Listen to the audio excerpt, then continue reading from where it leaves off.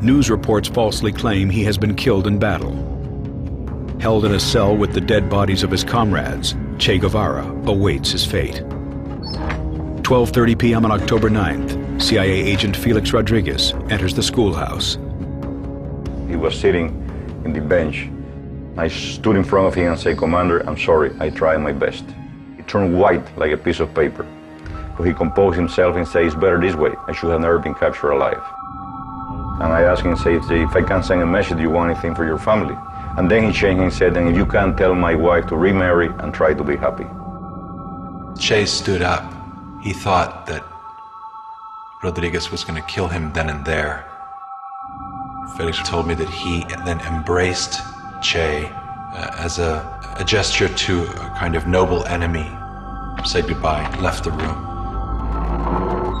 Rodriguez went out and asked for volunteers. Mario Turan, a young sergeant, steps forward. Came to where he was because I knew he was to be executioner and said, "Look, don't shoot from here up, shoot from here down because he's supposed to die from combat wound." Turan enters the cell, ready to execute the rebel leader.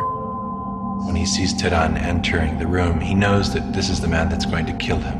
You know when you look into your murderer's eyes.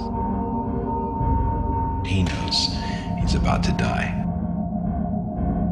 When Turan came in, he said, "Shoot, coward, you're only going to kill a man. In other words, you're not going to kill my ideas." Turan fired several bursts into Che. The first seemed to hit his arm.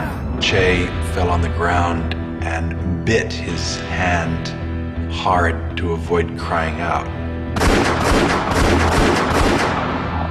And then Turan finished him off with another burst, something like 9 bullets that entered his body. The fatal bullet entered his thorax and he asphyxiated on his own blood. Captain Gary Prado and Captain Celso Torrelio came down, and we all came into the room.